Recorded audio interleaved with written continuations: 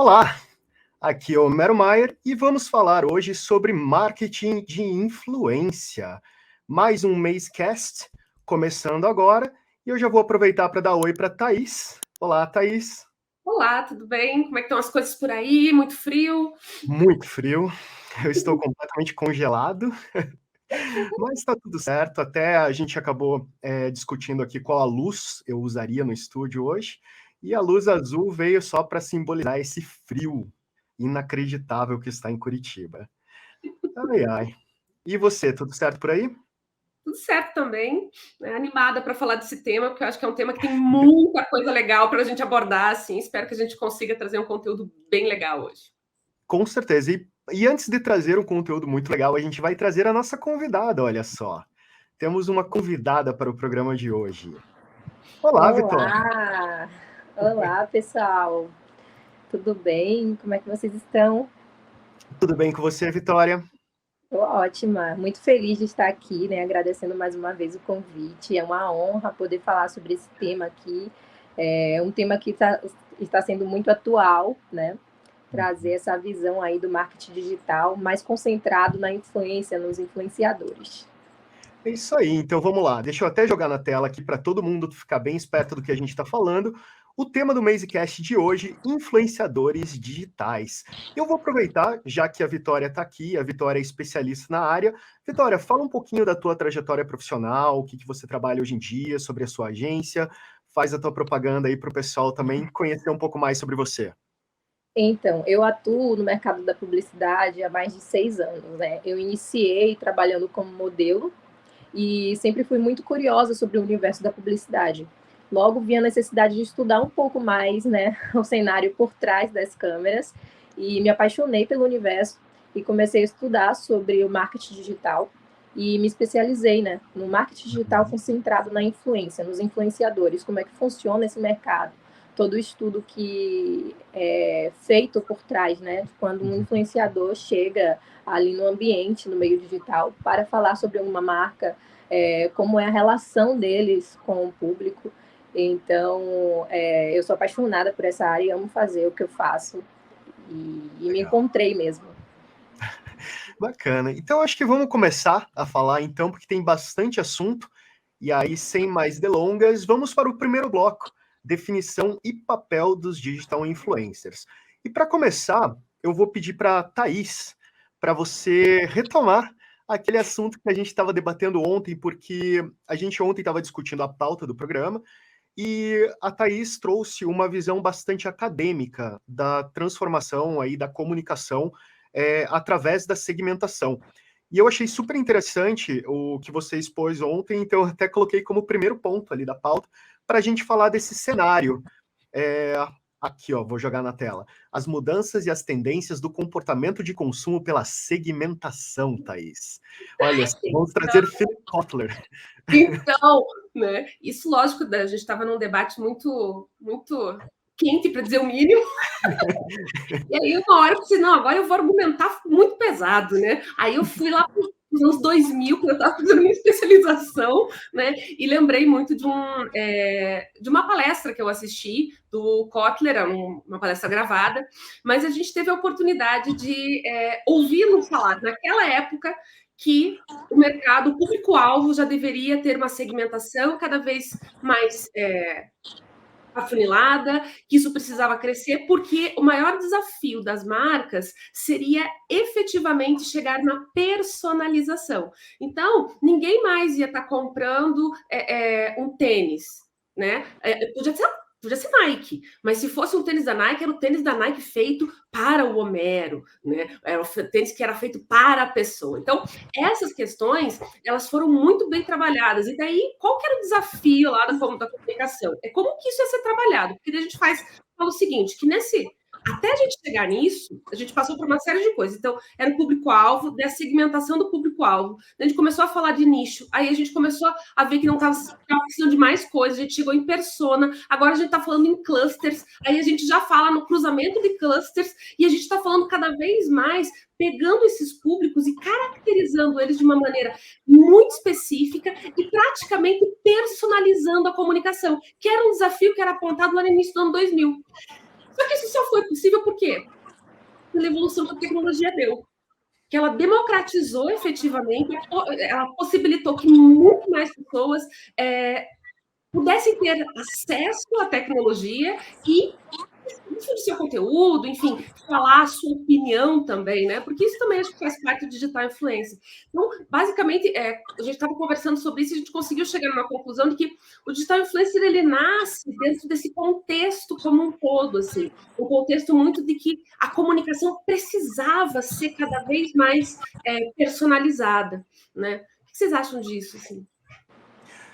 Então, eu até contei para você que em 2003 eu fiz um trabalho de faculdade sobre isso, numa aula de marketing.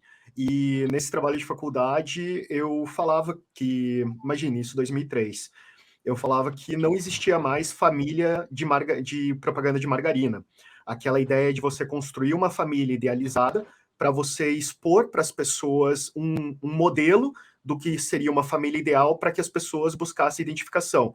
Em 2003, eu falei exatamente sobre isso no trabalho, que esse modelo de comunicação morreu. Que a partir de agora, a gente não trabalharia mais essas coisas, mas você daria para as pessoas a possibilidade de que cada um, através da sua individualidade, fosse um vetor de comunicação para produtos. E já naquela época, antecipando o que a tecnologia e as redes sociais trouxeram nos anos posteriormente. Assim. Então, isso, imagine, foi antes de YouTube, isso era numa época de Orkut, e eu estava fazendo um trabalho basicamente sobre isso, que já era como eu via nessa época a possibilidade realmente de crescimento da identificação através das pessoas próximas a você, através da internet. Imagine, nessa época, eu já organizava eventos e coisas assim, só que na época com esportes eletrônicos, olha só. E os jogadores de Counter-Strike que jogavam campeonatos e os outros jogos na época, eles eram influencers, sabe? As pessoas conheciam eles e eu acho que nessa época eu tinha Fotolog, para você ter ideia do como passado isso foi. Mas assim, as pessoas se conheciam por causa dos seus perfis na internet, as pessoas ganhavam voz por causa do seu perfil na internet. E nessa época começou a acontecer, pelo menos na minha visão, uma inversão de polaridade. Assim, a gente considerava o mundo online como um simulacro do real. E nessa época eu comecei a entender que a nossa personalidade ela era muito mais facilmente afirmada no digital do que no mundo real. E depois de você afirmar a tua personalidade no mundo digital, você começava a trazer ela para o mundo real através de influência. Então já começou nessa época a existir uma inversão de polaridade realmente, sabe? E hoje grande parte da personalidade do mundo real acaba sendo um simulacro da minha persona digital, olha só. Além dessa questão, né, das pessoas se identificarem com o que elas estão vendo, uma grande diferença do marketing tradicional para o marketing digital é a segmentação, sem dúvidas. Né? Antigamente tínhamos aí o marketing mais voltado para revista, para coisas mais físicas, e ainda assim, quando estava no meio digital, que era televisão, por exemplo, a gente não tinha como mensurar muito as métricas, né? A gente não tinha como saber se estava alcançando realmente um público direcionado. Por exemplo, um anúncio passa na TV à noite, a gente não sabe se uma criança está assistindo, se um adulto está assistindo. E com o marketing digital, a gente consegue mensurar isso de forma bem mais precisa, né? O que veio através da internet. Eu vou jogar na tela. É realmente muito importante essa questão da segmentação. Eu vou jogar na tela aqui só um dado de pesquisa. Eu separei alguns dados para a gente discutir. Eu acho que esse tem muito a ver com o que a gente está falando agora, que 49%, essa pesquisa aqui, só para deixar claro, é um estudo da Qualibest sobre influencers. 49% dos entrevistados afirmaram que já consumiram um produto ou serviço porque foram influenciados digitalmente. E o único fator de compra de influência que ficou à frente desse é a indicação de amigos ou parentes. Ou seja, está acima de todas as outras formas de comunicação a influência digital dos influencers. E a gente vai falar disso mais à frente, né? Mas aí são os famosos nano-influenciadores que estão aí no meio da gente o tempo todo, né? Pessoas que não necessariamente precisam ter muitos seguidores na internet, mas elas são pessoas reais que estão no nosso dia a dia, que aconselham a gente a consumir um produto ou um serviço que elas aprovaram. E a gente vai falando isso mais à frente, mas realmente faz muito sentido que essa estratégia de pessoas que estão no nosso dia a dia influenciem muito mais. Se a gente parar também, é um negócio que acontece desde que o ser humano é ser humano, né? Então, é natural que a indicação de parente, de amigo, de quem está próximo da gente, acabe sendo ainda maior do que do digital influencer. Então, eu não vejo isso. Na verdade, para mim, não devia nem ter perguntado isso, porque isso era óbvio, né? Então, para mim, assim, efetivamente, enquanto mídia, o digital influencer está na frente mesmo. Puxa. Pouca, peraí. Olha só, o que é você ter um gato deitado no seu teclado? Eu selecionei o texto que eu ia copiar aqui, e aí o Pouca se mexeu e ele deletou meu texto, mas já recuperei. Bem, eu acho que a gente está entrando, então, já na questão da definição do marketing de influência, né? Então, como se define o marketing de influência e como ele se difere das outras formas de marketing. A gente já estava desenhando esse discurso aqui, eu já joguei na tela para a gente. Então, o marketing de influência ele é uma estratégia baseada ali na conexão de marcas, né, empresas, com influenciadores ou pessoas, ou indivíduos que tenham esse poder de influência. Muitas vezes nos prendemos na definição de que só os grandes influenciadores podem influenciar outras pessoas, mas como acabamos de falar, às vezes pessoas comuns do dia a dia, né, que estão ali consumindo produtos, elas conseguem sim influenciar. Então, nada mais é do que a marca se aliar a uma pessoa influente. E essa atitude é vista para promover algum serviço ou produto, como eu já falei, né? Elas usam essa estratégia. Deixa eu, até eu vou jogar aqui, só um pouquinho, cadê? Aqui. Jogar esse daqui, os diferentes tipos de influenciadores. Eu acho interessante porque a gente estava comentando isso um pouquinho antes de começar o programa, questão de macro, micro e nano, né? E uma das coisas que na pesquisa para o programa eu achei bem interessante também foi o fato de que o tamanho da rede de seguidores, vamos dizer assim, o número de seguidores não é o fator mais importante para você ser um influencer ou não. Ele está muito mais ligado com realmente a qualidade do conteúdo que você produz e também com o engajamento do seu público, né? Então, às vezes, um influenciador que ele pode ter até um número relativamente pequeno, vamos dizer assim, de seguidores, mas que são muito influenciados, sabe que ele tem uma informação muito consistente, com muita qualidade e consegue engajar as pessoas, ele acaba sendo muito mais interessante do que alguém que pode ter dezenas de milhares, mas que na verdade não entrega necessariamente uma informação que provoca o engajamento. Como que a gente vê isso no dia a dia da comunicação? Eu trouxe até uma curiosidade para vocês. Existe o macro, o micro, o nano e o mega influenciador, que é aquele que tem mais de 1 milhão de seguidores, né? Costumamos separar essa classificação assim por seguidores para que fique mais simples a identificação. Mas como você falou, muitos nano influenciadores acabam influenciando muito mais do que um mega, por exemplo. Costumamos dizer que os nanos eles têm uma aproximação até maior com os seguidores por ser um influenciador ali menor, que tem menos seguidores, que pode dar mais atenção ao público. Então, realmente, né, seguidores não diz a qualidade da entrega do influenciador. Uma coisa também que costumamos observar é que nem sempre as marcas devem, no caso, se associar a um influenciador só pelo resultado de vendas. Muitas vezes o influenciador ele pode não ter um alcance de conversão, né? No caso, fazer uma boa conversão de venda, mas ele tem um conteúdo tão bom que vai marcar o público daquela marca de forma tão íntima que aquela marca será lembrada. Então, existem outras estratégias ali que o influenciador pode estar utilizando para entregar um bom resultado para a marca, entende? Isso passa tanto do mega influenciador como o nano influenciador. Depende muito do objetivo, né, que vai estar atrelado a essa parceria.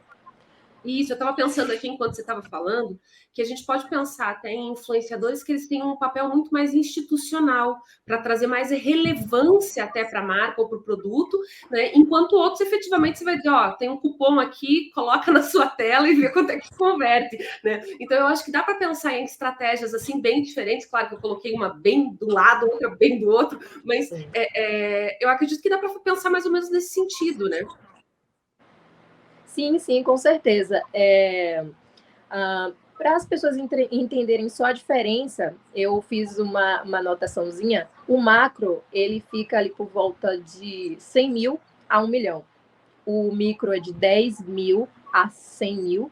E o nano é com menos de 10 mil seguidores. Mas, como a gente falou, né, isso não vai definir se o resultado vai ser positivo ou negativo.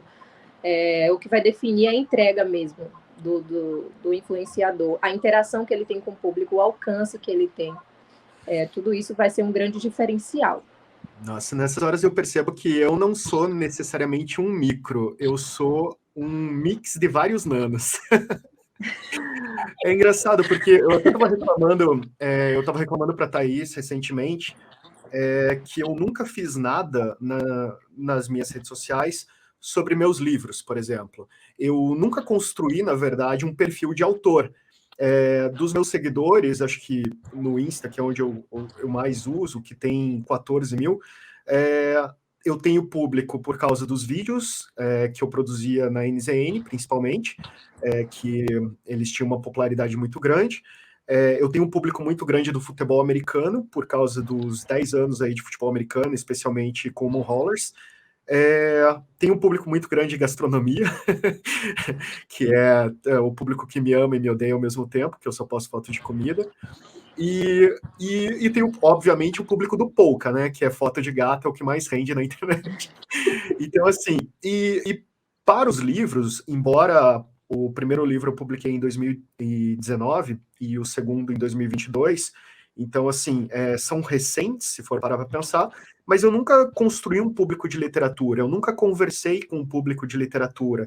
Então, eu senti recentemente que quando eu posto sobre meus livros, que hoje é uma das coisas mais importantes para mim, por exemplo, eu tenho um engajamento muito baixo, porque eu realmente não tenho público de literatura, sabe? E grande parte do meu público, por exemplo, o público do futebol americano nem consegue entender quando eu falo de literatura, sabe? É um público que não tem essa visão de mim, assim. E depois comecei a pensar, sabe, que nesse mercado talvez consistência seja muito importante. Você saber daquilo que você está falando e principalmente você falar sobre aquele assunto para você realmente ter essa capacidade de criar o nicho. Às vezes eu acho que a minha rede social é um pouco esquizofrênica, sabe? Que eu falo mais de assuntos que as pessoas que estão me seguindo não são familiarizadas e elas não me seguem por causa daquele assunto. Então, isso é uma coisa que eu tenho percebido ultimamente, que a minha audiência é um pouco... A audiência que eu tenho é uma audiência de Homero, não é uma audiência de assuntos. Então, eu não consigo me ver como influenciador, porque eu não consigo me conectar com as pessoas sobre assunto. Eu acho que eu me conecto de maneira muito mais pessoal do que realmente por tópicos. Mas isso, assim, só um desabafo, já que tem uma especialista aqui. Mas eu acho eu acho que isso faz muito sentido, na verdade, porque você também nunca pensou o teu perfil para ser um influenciador. Não. É isso, exatamente. É aquilo que estávamos falando, né? É aquele influenciador não convencional que caiu de paraquedas ali, que compartilha coisas. No caso, se você começasse a compartilhar mais sobre o seu livro, você iria compartilhar coisas ali e você atrairia porque as pessoas gostaram do seu assunto, você não teve o planejamento, né? Sentou e planejou ser um influenciador digital, trazendo isso como uma profissão. Foi por acaso, foi algo que ocorreu por conta da sua frequência. Isso, no caso, se você fosse mais frequente nesse segmento, né? Como você não seria o conselho e a dica para as pessoas que, no caso, querem ser, é começar a introduzir isso já no assunto que você já fala, sabe? Aos poucos, intercalando ali com o conteúdo que você já produz. Porque assim vai despertando o interesse até daquelas pessoas que não têm tanto interesse. Elas vão começar a ficar curiosas. No marketing, a gente usa muito os gatilhos, né? E então, um dos gatilhos que funciona muito é o gatilho da curiosidade. Você começa a instigar ali, mas esse livro fala sobre o quê? para as pessoas que já te acompanham e que não necessariamente gostam desse nicho. Muitas vezes as pessoas passam até a gostar, né? Você vai incentivar ali, você vai influenciar o gosto da pessoa por algo que ela nunca imaginava que seria algo atraente para ela, sabe? Então isso é bem legal também. A gente não influencia só com marcas, a gente influencia a vida das pessoas, sabe? Quando paramos ali nas redes sociais. A vida é uma grande influência. Os políticos são influenciadores. Então, quando a gente assume um político, a gente olha muito para ele como espelho do país, né? Então, é isso. Legal. Eu aproveitei um pouco a assessoria gratuita aqui durante o podcast. Ai, gente, vai aproveitar, tenho certeza. Excelente. Gente, é muito legal estudar sobre isso, né? Entender como funciona todo esse universo é algo muito surreal, porque geralmente temos acesso só ao que vemos ali, que chega para a gente, mas existe um estudo por trás, estratégias. As pessoas levam meses para estruturar uma campanha. Por exemplo, eu trabalho muito com projeto comercial. Antes de chegar uma publi para vocês, a gente estrutura toda essa publi, pensa num influenciador ideal para levar para aquela marca e lançar a proposta para ela. Olha, temos um projeto comercial, por exemplo, eu criei, junto com a minha sócia, um projeto comercial do Dia dos Namorados para a marca Tinder. Só que a gente não conseguiu vender isso para eles, mas temos como portfólio. E fizemos o seguinte, elaboramos um projeto para os solteiros e não para os namorados, que é um público que não é muito atingido nessa época, né? Aí esse projeto chamava Vidas Solteiras Importam, e influenciadores influenciadores solteiros iriam engajar, né? Iriam estar ali na frente desse projeto durante o Dia dos Namorados, que era super legal. Infelizmente não foi vendido, mas a gente tem esse projeto para mostrar. E isso é super bacana. Olha o planejamento por trás de um projeto. A gente, meses antes, a gente planeja, estrutura tudo, pensa nos influenciadores que são a cara daquele projeto e vende para a marca, né? Legal. Cara, a gente estava tão alinhado que enquanto você estava falando, eu já joguei aí o bloco 2 e a gente já entrou no tema, naturalmente. Olha só. Que bacana. Até aproveitando aqui, para já aprofundar, a questão de seleção mesmo e segmentação, né? Como selecionar os influenciadores certos para a campanha. Eu acho que está bem de acordo com o que você estava falando agora. Se você puder passar para a gente um pouco dessa experiência, como funciona. Então, eu percebo que um dos maiores erros das marcas ao ir selecionar um influenciador é não procurar uma assessoria ou não ter isso internamente, né? Tem marcas que já possuem as suas assessorias, os seus assessores, e eles vão em busca dos influenciadores e pedem todas as métricas, pedem todas as informações do influenciador. Mas tem marcas que não possuem esse setor muito trabalhado. Já aconteceu comigo, né? Porque ao mesmo tempo que eu sou dona de uma agência, eu também trabalho com o meu perfil na rede social. E eu já encontrei marcas que me ofereceram produtos sem nem pedirem as informações das minhas métricas. Isso é super ruim para a marca, porque ela vai contratar alguém, na verdade, vai dar o produto para alguém sem nem saber se ela vai conseguir dar um bom resultado. Porque além do meu conteúdo, a marca precisa saber se pelo menos eu alcanço um público semelhante, né, que consome ali o produto. Eu posso falar sobre beleza, mas o meu engajamento não ser tão bom nesse público. Ser melhor para os empreendedores, pessoas empreendedoras que curtem mais quando eu falo sobre esse assunto. Então, é necessário que as marcas fiquem atentas a isso. E quando não se tem um especialista à frente, a marca pode cometer muitos erros. Um dos outros erros também que acontece muito é o famoso recebido. A marca costuma entregar muitos recebidos para influenciadores, também seguindo isso que eu acabei de dizer, né, sem pesquisar se ele realmente está conectado com a marca, e também não remunerando aquele influenciador. E isso faz com que a marca não tenha um bom resultado, porque o influenciador ele não vai se dedicar como um trabalho, sabe? Possivelmente ele vai abrir o recebido, vai falar ali pouco, não vai ter um planejamento e não vai dar um bom resultado para a marca. Então, esse é um dos principais erros que eu vejo assim das marcas. Será que quando as marcas, porque assim, muitas marcas também não tem marca que não tem ideia ainda, porque a gente tem muita empresa que não tem nem ideia que existem empresas especializadas disso, começa por aí, né? E mais do que isso, né? A gente sabe que tem uma série de falhas de planejamento de marketing dentro das empresas, né? Eles acabam achando que o planejar é fazer a campanha e acaba não planejando a longo prazo. E me parece, assim, pelo menos quando eu penso em influenciador digital, é que ele é um relacionamento que você tem que ser pensado quase que de longo prazo, por mais que seja feito uma publi, porque a imagem pode ficar atrelada por muito mais tempo do que simplesmente aquele mês ou aqueles 3 meses que você pegou para fazer um projeto. Né? Então, eu acho que isso é uma coisa importante, né? Porque as pessoas vão selecionar o influenciador de uma maneira rasa, né? E ainda vão acabar não vão estar atrelado a uma marca, a uma imagem que não é a que eles querem passar. Você acha que para selecionar os influenciadores é importante você bater o quê da marca? Assim, por exemplo, a marca tem os valores, o público. O que você acha que precisa dar match com o influenciador? Você acabou de falar um ponto aí crucial. Antes de qualquer coisa, são os valores. Mesmo que os valores e o engajamento, obviamente, mas se o influenciador não estiver alinhado com os princípios da marca, não faz sentido.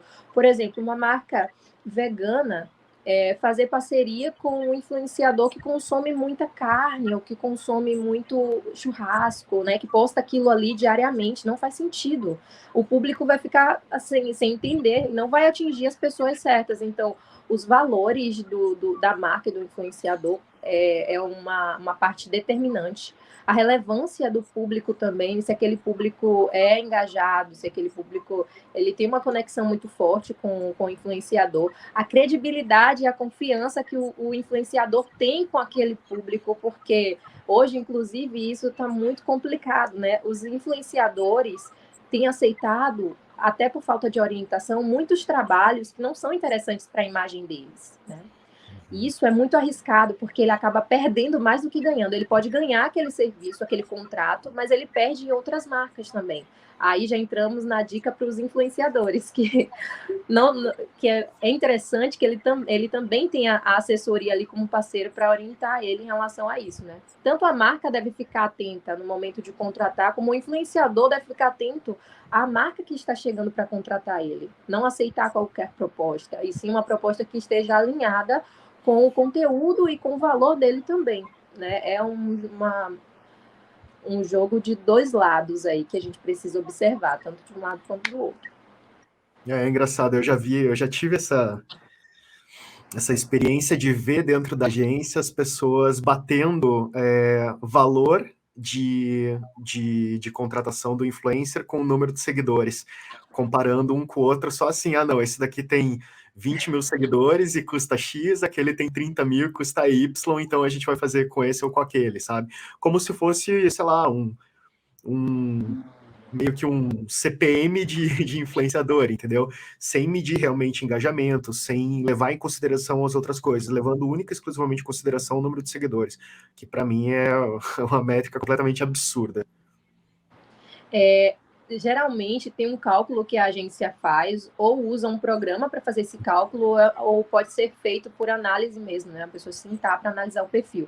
A gente avalia o número de seguidores, mas também leva em consideração os comentários e acompanha aquele influenciador durante um tempo. Não adianta eu chegar agora, né? Uma marca entrou em contato comigo e eu vou procurar um influenciador hoje, já passo para a marca. Olha, esse influenciador aqui é bom para você. Não, eu vou precisar acompanhar ele durante um período para ver se ele realmente está alinhado, acompanhar os stories, que são conteúdos que somem em 24 horas, então a gente não tem como saber, né?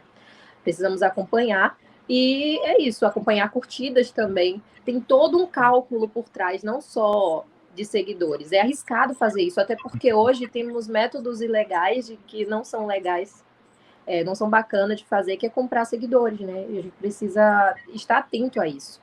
Uhum. Eu até aproveitei e já joguei na tela, porque a gente está entrando naturalmente em cada um dos tópicos, né? a questão da aferição de resultados mesmo, né? Já que a gente está falando aqui de como selecionar e essas questões, o que você acompanha, e depois que você seleciona, depois que você executa a campanha com aquele influenciador, como que você mede realmente o resultado? Quais as métricas que você usa? Como que funciona essa parte do pós? Então, a métrica ela vai estar diretamente ligada com o objetivo. Depende muito do objetivo da marca. Se for um objetivo de reconhecimento, o alcance é extremamente importante, porque a marca está querendo se consolidar naquele nicho. Então, ela vai aparecer ali, quanto mais ela aparecer para as pessoas, melhor. Então, o objetivo de alcance é muito bom. Agora, se for, por exemplo, o objetivo de venda mais direta, o de conversão é melhor. Então, vai depender muito do objetivo, né? Mas um que é indispensável, que a gente vai começar a reparar a longo prazo, é o ROI, né? Que é o resultado do investimento que foi feito ali. Você vai fazer... sempre que a gente vai lançar uma campanha, a gente precisa pensar a longo prazo, não só a curto prazo, como a Thaís falou. Então, você vai fazer esse cálculo desde o início que você começar com as primeiras campanhas, até lá na frente vai ver o resultado que você teve a longo prazo. Então, essas são as principais métricas assim, que a gente deve avaliar, né, Thaís? Eu acho que ela concorda, que ela falou sobre isso aqui antes da gente entrar no assunto. Eu acredito muito eu brinco que eu acredito muito em números, apesar de eu não gostar muito deles, mas eu acho que faz todo sentido, né? Quando a gente começa a ver quando a gente define o objetivo da campanha, a gente já pode pensar até quais são as métricas que a gente vai utilizar. Eu acho que não tem um padrão, né? Tem, obviamente, o retorno do investimento, ele tem que existir sempre. Mas dependendo do objetivo, a gente pode elencar, não, essa vez eu quero ver qual que vai ser o post mais curtido, entendeu? Porque você pode estar também fazendo campanhas de teste de conteúdo ou teste de alguma outra coisa, que você pode elencar outros tipos de métricas, não dá? Com certeza. Agora, sim, no de influência, mercado de influência, a gente fala mais sobre o investimento, porque tem uma pretensão com aquela ação. Quando falamos de tráfego pago, por exemplo, podemos sim avaliar essa questão aí do alcance da publicação, se a publicação foi muito curtida ou não. Mas quando colocamos um influenciador, é importante ver como aquele investimento foi retornado, sabe, a longo prazo, como eu falei para vocês. É interessante fazer esse planejamento. E, voltando no assunto de planejamento, falamos sobre uma coisa, você falou sobre colocar influenciadores não só em um período específico, mas tentar trazer ele como uma marca mesmo, sabe, que represente a sua empresa. Por exemplo, no mês de consciência negra, é muito comum contratarem pessoas negras para fazerem, né, a propaganda de determinados serviços. Mas se você acha que aquela pessoa ela tem valores que condiz com sua marca, você poderia pensar em uma estratégia mais a longo prazo e trazer aquela pessoa para a marca e para representar, sabe? Por mais tempo e não só em um mês específico. Acredito que isso traz muito mais resultado do que você fazer apenas um mês de parceria com aquele influenciador, sabe? É a marca pensar mais a longo prazo mesmo. Eu acredito que ainda falta isso um pouco, sabe? Dessa consciência. Mas eu entendo também que é um mercado novo, relativamente novo. As pessoas ainda estão conhecendo a importância. Tem gente que ainda não tem como é que eu posso dizer? Não sei se eu digo maturidade, mas ainda não tem a noção da importância desse mercado, sabe? Faz porque vê que é uma estratégia utilizada pelo mercado. Mas você sabe que é engraçado? Thaís, quer falar? Depois eu falo? Só rapidinho, assim, só porque eu quero só ver se é isso mesmo. Quando você estava falando ali de pegar a marca, pegar a longo prazo, eu estava lendo até pouco tempo atrás como a tendência de embaixadores de marca está começando a ser muito importante. O que você está falando tem a ver com isso? Sim, com certeza. É você selecionar alguém que esteja muito alinhado com a sua marca e colocar ela como uma representatividade mesmo da tua marca. Eu vou dar um exemplo. Eu já trabalhei como modelo de maquiagem. Não foi para uma maquiadora super famosa, sabe? Ela estava construindo o perfil dela no Instagram. Só que ela já tinha um pensamento tão evoluído em relação a essa questão do marketing que ela fez o seguinte: eu vou pegar a Vitória e vou colocar ela como a minha marca. Então, todas as maquiadoras que olhavam Vitória, associava Vitória à maquiadora. Todo lugar que eu chegava para trabalhar, né, eu passei muito tempo exclusiva dela, e depois disso, todo lugar que eu chegava para trabalhar, as pessoas falavam, você era modelo da maquiadora tal. Então, olha como isso significa. Imagina isso numa escala muito maior de uma marca muito grande. Nossa, a pessoa vai ter um resultado muito maior fazendo desse jeito. Legal. Deixa eu até aproveitar, eu ia falar uma outra coisa, mas agora, já que você falou isso, eu acho que é o gancho para a gente trazer aquele assunto que a gente até chegou a comentar, mas entrar dos influenciadores não convencionais. Sim, sim. Você, como modelo, nesse caso, você foi uma influenciadora não convencional? Eu vou falar sobre isso, inclusive. Eu ia me dar como exemplo. Eu iniciei trabalhando como modelo e nunca pensei em trazer conteúdos, né? Ser uma influenciadora que cria conteúdo, nem nada do tipo. Eu sempre fui. Tanto é que quem vai visitar as minhas redes sociais vê que o meu maior conteúdo é de trabalho, né? Ali é um portfólio de trabalhos que eu fiz como modelo. E em alguns momentos eu fui chamada para me associar a uma marca só por conta desse portfólio que eu tenho. Então, realmente foi por acaso, não foi algo proposital. Eu não entrei ali com a pretensão de fazer isso. E aí eu entro muito no seu caso. Às vezes eu não consigo suprir toda essa expectativa de influenciadora, por exemplo, porque não foi essa minha pretensão quando eu entrei nesse universo, entende? Eu até aproveito também para trazer isso, porque o meu trabalho ele tem a ver com digital, né? E a casa precisa estar arrumada para a gente trabalhar, a gente precisa arrumar a nossa casa também, né? Mas para mim é algo ainda novo, porque eu não esperava ser influenciadora, e sim continuar como modelo e fazer a minha profissão, né? Que é a área que eu gosto do marketing. E é isso. Eu acho que sim, esse é o meu caso, um belo exemplo. Até só para citar o outro exemplo que você deu, por exemplo, do caso do advogado, né? Que muitas vezes ele está produzindo um conteúdo que tem a ver com legislação, com o trabalho dele do dia a dia, e ele pode acabar se tornando também um embaixador, eventualmente, de alguma marca, mas aí eu não sei, a questão legislativa, porque eu sei que, por exemplo, o advogado todo, na verdade, esse mercado, ele tem várias restrições dentro do mercado de comunicação. Como que funciona essa parte para você, como advogado, eventualmente representar alguma marca, alguma coisa? Existe essa possibilidade? Como que... Existe. É um exemplo claro. Os estudantes de direito, eles costumam fazer muitos concursos. Então, um advogado, ele pode incentivar as pessoas, né, o público dele, a consumir conteúdos de cursos preparatórios. Então, é possível, sim, utilizar advogados. Não necessariamente para fazer anúncios políticos, né? Que eu acho que isso já é uma vertente mais complicada. Mas, nesse segmento de curso, sim. Ele também pode, né, posteriormente, vender o próprio curso também. Virar um produtor.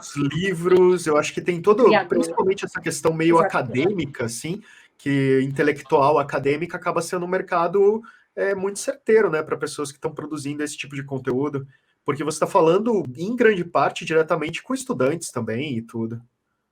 Isso acontece muito hoje em dia, né? As pessoas, elas, na verdade, não tem mais como um profissional se manter fora da internet. Então, ele precisa fazer parte do universo digital para que ele esteja presente. Não tem mais como. Vai chegar um período que a pessoa que não está na internet, ela não vai conseguir ter um bom resultado de vendas, um bom resultado de alcance. Então, é necessário mesmo estar naquele ambiente. E hoje existem vários estudos para quem, por exemplo, não quer ser um influenciador, mas quer vender algum tipo de serviço na internet, né? O exemplo do advogado. Ele não é um influenciador, ele não tem a pretensão de ser influenciador, mas ele quer vender o serviço dele, que é um curso preparatório. A gente tem um produto dentro da Mazehead, que é o Podcast Plus, que a ideia é a produção de conteúdo proprietário, né? É influenciar os profissionais a produzirem conteúdo para, né, mostrar a sua relevância para o mercado, mostrar o seu conhecimento, né, e coisas assim. E uma das profissões que é muito interessante dentro dessa área de atuação é realmente para os advogados, exatamente pela restrição que eles têm para diversos aspectos da comunicação. E por que é importante, no caso, por exemplo, um advogado produzir conteúdo dessa forma? Bem, eu acho que, em primeiro lugar, é mostrar o domínio que ele tem, né, sobre o tema que ele trabalha, tudo. Ele assume essa relevância, propriedade sobre esse tema, e ele mostra, através do conhecimento dele, ele vai desenvolvendo um relacionamento mesmo. E aí, quando as pessoas precisarem, por exemplo, eventualmente do advogado, podem procurar ele já conhecendo, já sabendo do preparo que ele tem para lidar com um determinado problema. Então, isso é uma das coisas que a gente trabalha aqui nessa questão da produção de conteúdo.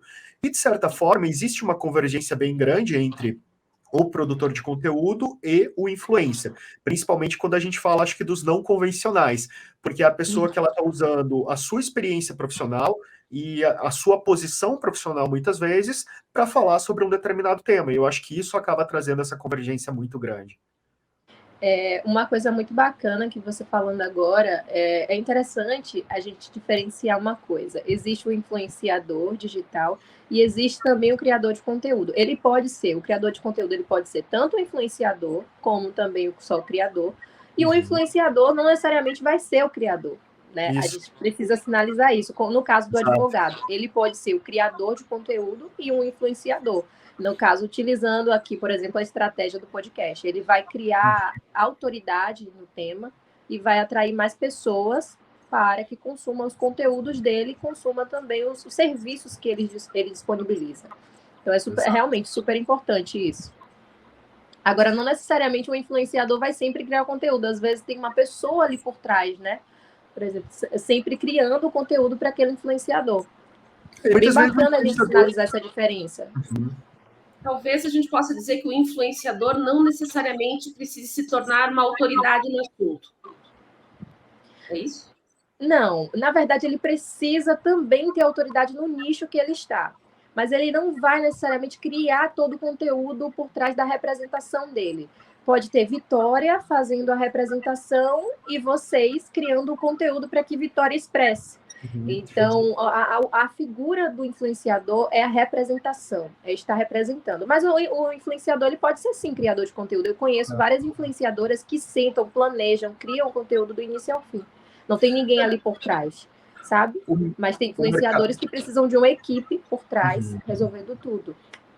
E também tem o caso, por exemplo, do influenciador, que é muito carisma, muitas vezes, né? É lifestyle. Exatamente. A pessoa não necessariamente ela está produzindo realmente um conteúdo, ela está dividindo a rotina dela, mas o dividir a rotina dela, sabe, tem um carisma, tem aquele charme, tem um lifestyle que as pessoas se espelham no que ela está postando. E, de certa forma, por mais que a gente não diga que ela está produzindo um conteúdo, ela está influenciando pessoas a comerem num determinado lugar, ou viajarem para um determinado lugar, ou usar um determinado look, por exemplo. Então, eu acho que existe, vamos dizer assim, uma abrangência maior de questões talvez muito mais ligadas ao carisma, a forma como a pessoa se expressa ou se expõe. Sim.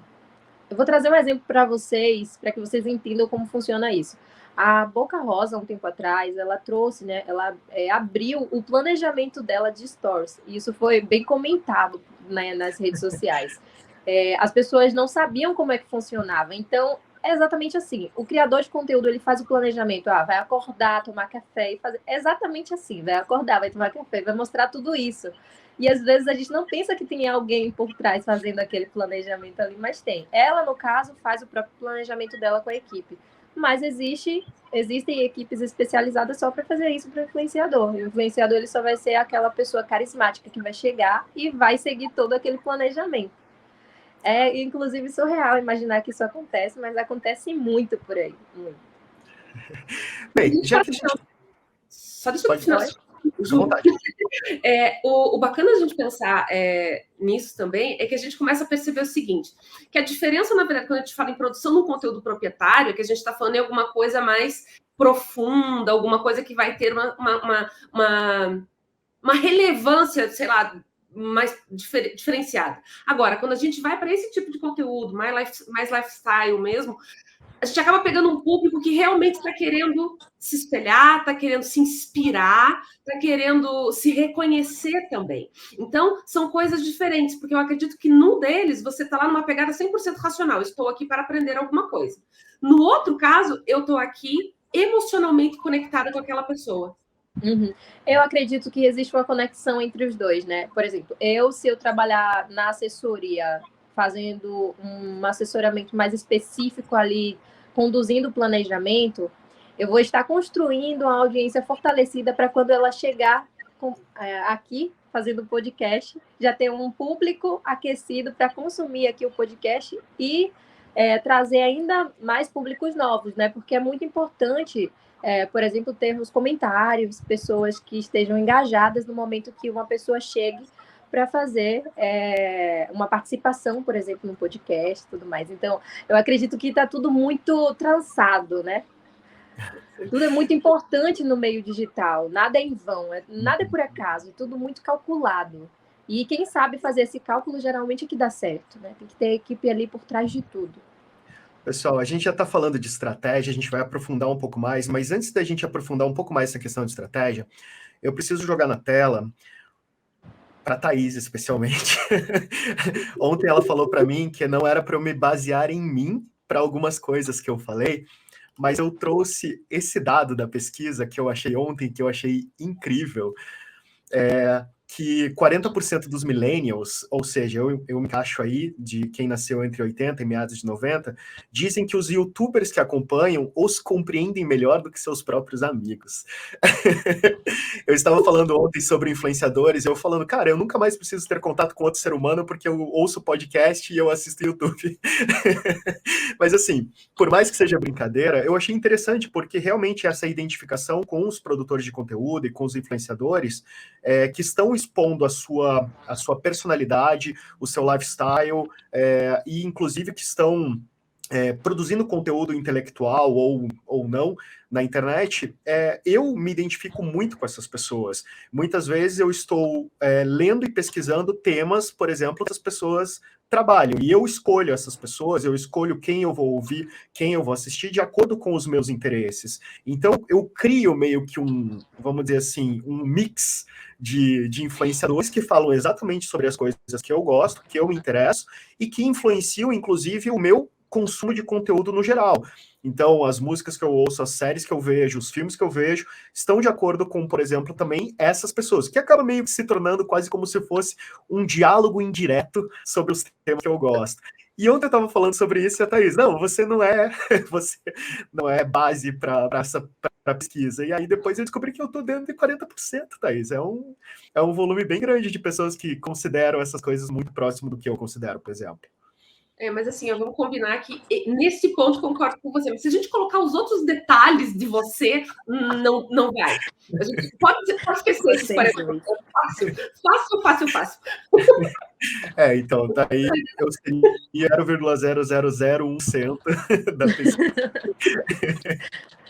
Ai. Em relação a essa questão das estratégias, é bem bacana. O tempo todo surgem novas coisas, né, na internet e a gente tem que estar o tempo todo se atualizando.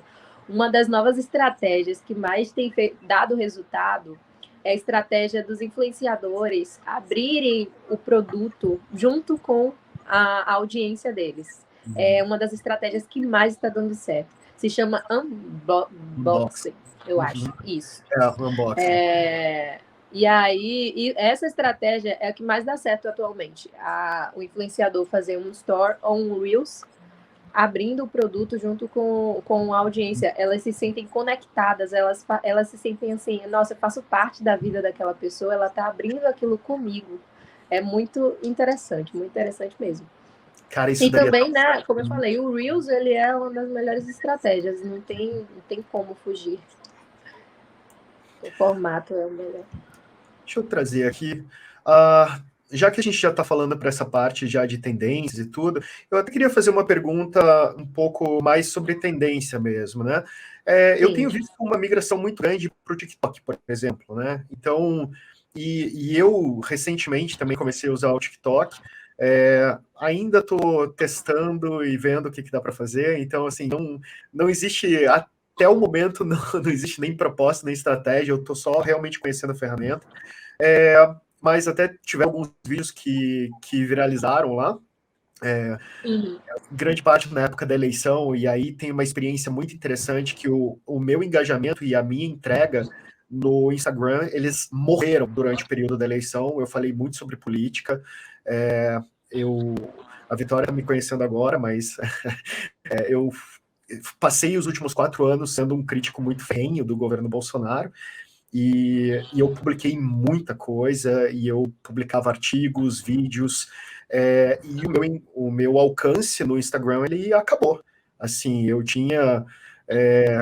nossa, ele tá 10 vezes menor do que ele era antes do período eleitoral, assim. E no TikTok, em contrapartida, por exemplo, o meu vídeo que mais viralizou foi o vídeo de quando eu coloquei a bandeira do PT na janela do condomínio e deu maior confusão, porque o pessoal do condomínio veio brigar comigo e tal. Nossa, essa questão é tão difícil, né? Porque muitas vezes na internet você precisa agir como um personagem para você se manter no meio ali. E isso é muito triste, né? Porque muitas vezes você tem que se abster de alguns assuntos para que sua audiência não saia. E, nossa, é muito complicado, né? E eu achei muito interessante que, por exemplo, assim, essa questão política, ela é polarizada completamente na internet, né? Agora, se você pega, isso foi uma coisa muito legal que eu vi alguns meses atrás, acho que uns 2 meses atrás, quando estava rolando aqueles protestos na França, por exemplo. Se você escrevia França na busca do Instagram, ele mostrava casal na Torre Eiffel e cafés e restaurantes. Se você escrevia França no TikTok, ele te mostrava, por exemplo, a galera na rua protestando, queimando carro, sabe? Que era o que estava acontecendo agora. Então a gente consegue entender essa manipulação política que as próprias redes fazem. E, por exemplo, eu passei por isso no período da eleição, que a minha conta, por falar muito de política, no Instagram ela foi pro lixo e no TikTok ela subiu. Então, esse perfil das redes, tem como a gente prever ou levar em consideração esse tipo de algoritmo diferenciado para cada uma quando a gente estrutura uma campanha? Ou é tipo algo que não é uma preocupação tão grande para uma marca, mas é uma preocupação muito maior para um político, por exemplo? Cada plataforma ela vai ter um jeito de agir, né? O algoritmo do Instagram é completamente diferente do TikTok. O algoritmo do Instagram ele funciona basicamente entregando o conteúdo da pessoa para os seguidores dela ali que mais interagem. Quanto mais os seguidores interagem, mais ele entrega para outras pessoas. Já no TikTok, ele costuma entregar para pessoas que não te seguem. Então você tem um alcance aí muito maior e a possibilidade de ser muito mais visto e reconhecido. Então, existe essa grande diferença. E por isso, você tem que pensar, no momento que você vai fazer uma publicação no Instagram, pensar no seu público. Pensar assim, será que o público do Instagram vai consumir aquilo que eu estou publicando? Isso se você realmente quer ir a favor da plataforma. Se você quiser ir contra a plataforma e ir a favor ao que você realmente acredita, aí você publica. Mas se você quiser ir a favor da plataforma, tem que ser de acordo com o que o público quer. Já no TikTok, você pode ser você, né? Tanto é que eu estava até falando hoje sobre as lives do TikTok. Existe também agora a profissão de streamer, né? Que está ficando cada vez mais famosa. E também eu acredito que vai ser uma potência muito grande aí para o futuro do marketing. A levar mais estratégias aí para os streamers. Tem pessoas que ficam em casa consumindo essas pessoas o dia inteiro. Então, é uma das tendências que o mercado está trazendo. Muitas tendências elas vão surgir, com o tempo elas vão embora, e tem algumas que vêm para ficar, né? Como são as redes sociais. Não tem mais como fugir, a gente já está aí inserido completamente. Então, é isso. Já que eu já introduzi o assunto... Agora eu tenho curiosidade. Eu tenho curiosidade. Você não foi banido pelo Instagram? Não. Porque o Instagram, ele geralmente bane, né? As pessoas que fogem muito, assim, do tipo de conteúdo que eles esperam. Teve uma época que eu achei que eu tava com aquele shadow ban, que o pessoal chama, né? Que é quando ele simplesmente ele para de entregar, você não recebe nenhuma mensagem, nenhum aviso, mas ele para de entregar teu conteúdo. Assim, do dia pra noite, eu postava um stories que normalmente tinha pelo menos aí 1000 visualizações, sabe, de qualquer coisa, de repente no dia seguinte eu tive 50 visualizações, assim, uma coisa absurda. Aí foi a época que eu percebi, cara, tipo, é muito real, sabe? E eu já vi muita gente reclamando sobre isso no próprio Instagram, e aí muita gente migrando realmente o foco de produção de conteúdo para o TikTok, principalmente por causa das ferramentas de monetização e tudo.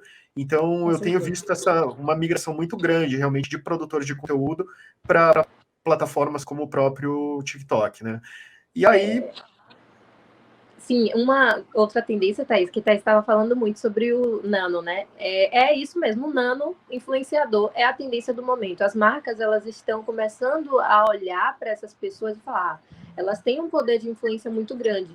E geralmente as outras marcas seguem um movimento contrário, né? Que é contratar aqueles influenciadores que já têm muitos seguidores. O nano é a tendência, eu acredito que vai crescer muito mais. E um exemplo, eu vi uma startup esses dias, funciona da seguinte maneira.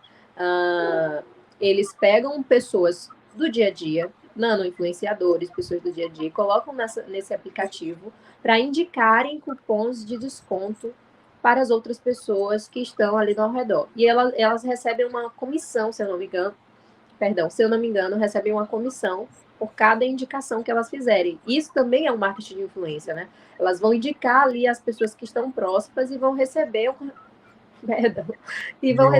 retorno por isso. Ó, a Thaís, ela sabe que o histórico da minha vida é criar aplicativos que eu nunca desenvolvi. Eu também. Um dos aplicativos, eu tenho até logo, identidade para ele se chamava Promotive. O Promotive, ele basicamente era isso.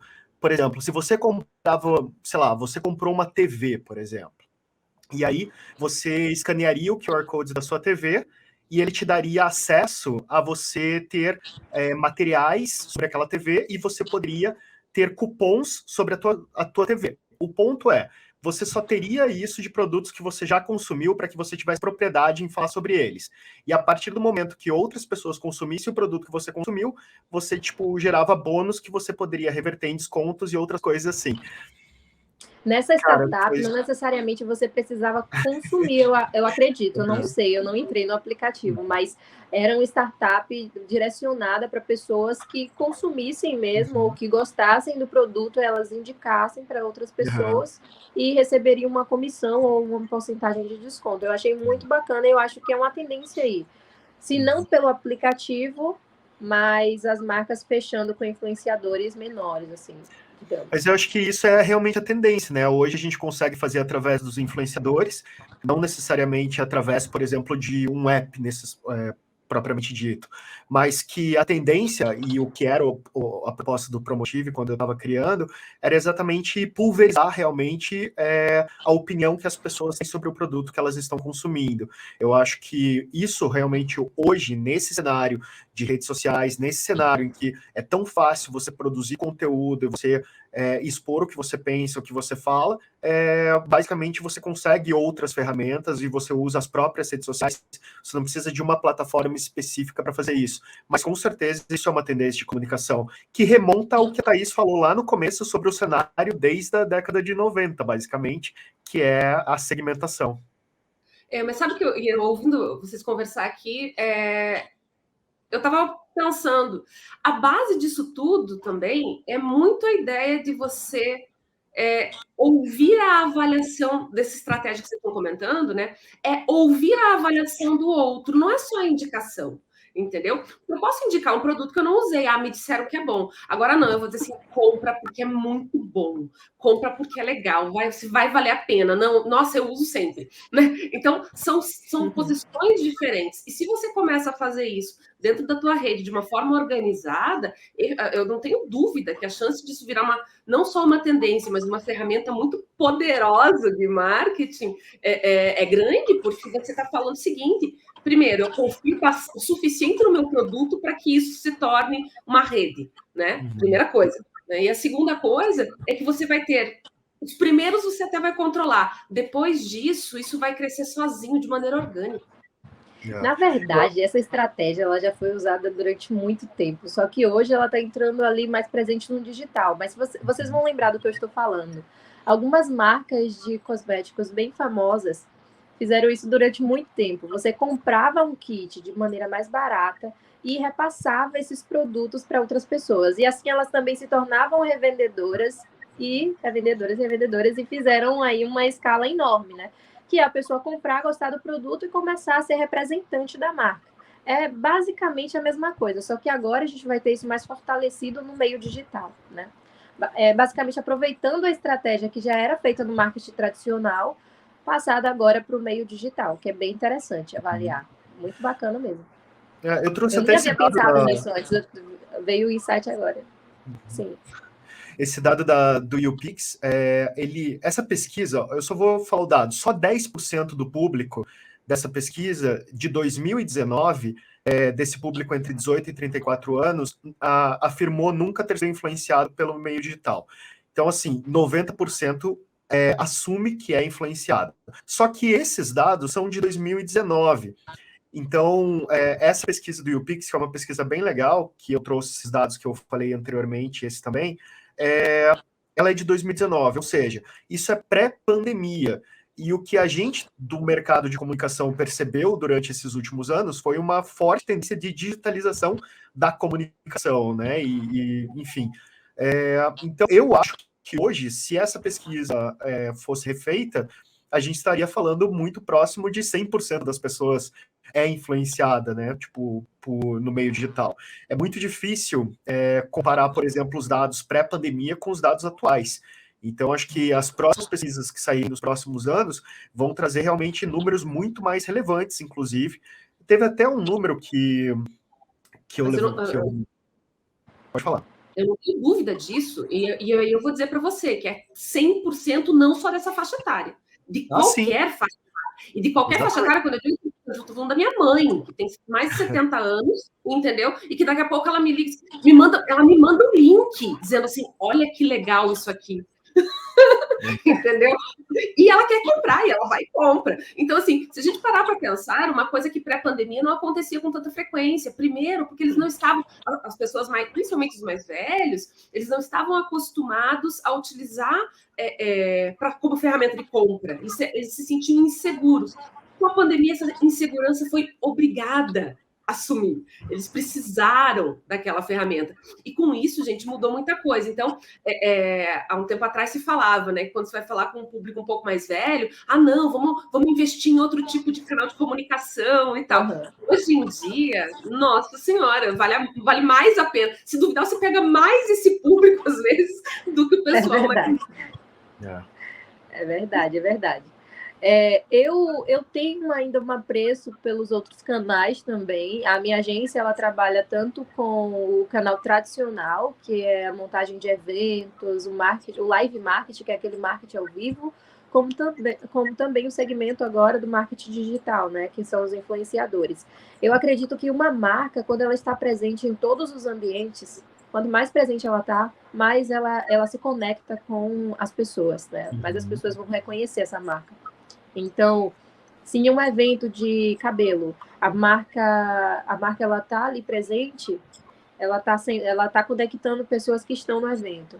Assim como se ela pega um influenciador digital e trabalha com ele ali durante muito tempo, transformando ele em um embaixador, também é um tipo de influência. Então, eu acredito que cada estratégia tem o seu valor, só que não é inegável que o marketing digital hoje em dia é indispensável, né? A gente pode dispensar as outras técnicas, mas o marketing digital não tem mais como dispensar.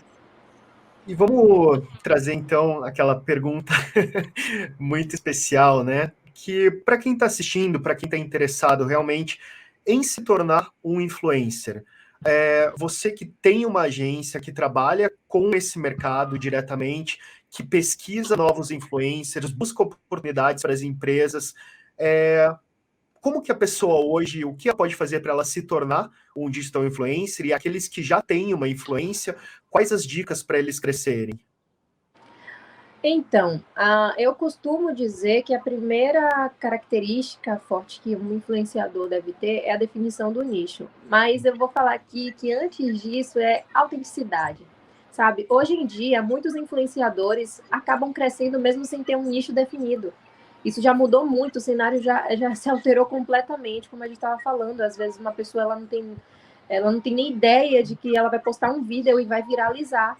E após a viralizar, né, com o conteúdo autêntico que ela fez, é que ela vai pensar, não, agora eu vou estruturar o que eu posso falar para aproveitar esse público que chegou para mim. Então, antes a gente pensava logo no nicho de cara. Hoje eu falo que é autenticidade, é você encontrar uma forma de atingir ali as pessoas de modo que elas não te esqueçam, sabe? E você manter essa constância para que você consiga levar isso como uma profissão, tornar uma profissão de verdade, né? Não fazer aquilo de maneira esporádica e depois sumir, né? Aproveitar aquele público que chega fazendo planejamento, que aí vem a questão do nicho, você pensar o que eu posso fazer para que esse público continue comigo. Então, a dica principal é essa. Legal. Vocês concordam? Eu acho que faz todo sentido para mim. Totalmente. Chega a ser até louco, mas foi o que a gente falou do algoritmo do TikTok, né? As pessoas, às vezes, elas não sabem nem o nicho que são, mas publicam um vídeo, viraliza. Ela precisa manter aquele público que chega. Aí ela vai começar a definir o que realmente quer, mas o que vai viralizar é a autenticidade, a criatividade. A criatividade de publicar algo criativo, de chamar o público, enfim. Então, essa é a dica principal. Bem, vamos aproveitar, então, começar a encerrar o programa, que é uma pena, porque a gente já bateu mais de 1 hora, quase chegando em 1h10. Com certeza é um bate-papo que eu poderia ter o dia inteiro com vocês, eu acho isso maravilhoso, excelente. Mais uma vez, agradecer a presença da Vitória aqui. Desde a primeira vez que a gente conversou, bateu o santo, e eu tinha certeza que essa conversa ia ser muito legal. Então, aproveito para te agradecer, pedir para o pessoal seguir você, procurar nas suas redes sociais. Qual que é o teu @, no Insta? @Vitória Ribeiro, CST. Então, eu vou deixar seguir também, se quiser a agência, lá na agência tem na biografia o meu Instagram também, caso queiram entrar pela da agência. E pode deixar que eu vou deixar na descrição do vídeo também todas as redes sociais que você quiser. Aí, você pode passar a lista, eu coloco todas na descrição. Eu só queria dizer uma coisa, eu tô triste que acabou, eu tava gostando muito do bate-papo. Não gostei que acabou. Eu tô me policiando muito, porque olha só, nessa vida de podcast, eu não sou o melhor host que existe, sabe? Eu sou daquelas pessoas que o programa de 1 hora pode ter 3.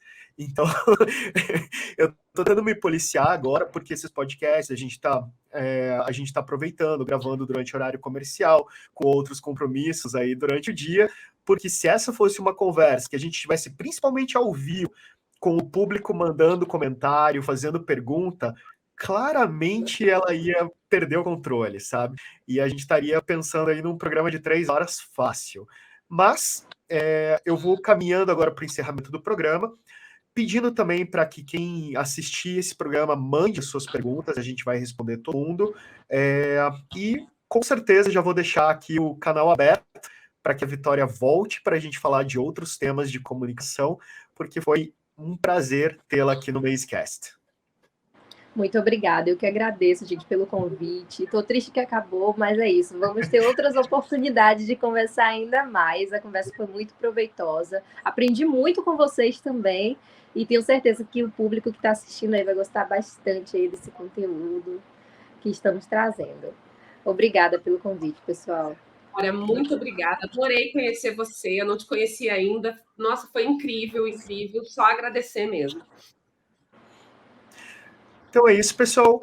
Bem, deixar claro para todo mundo, então, que quem quiser conhecer um pouquinho mais também sobre o trabalho da Vitória, pode buscá-la na Agência Criate, no Agência Criate no Instagram, ou, como já falei antes, todas as redes sociais vão estar listadas na descrição desse vídeo.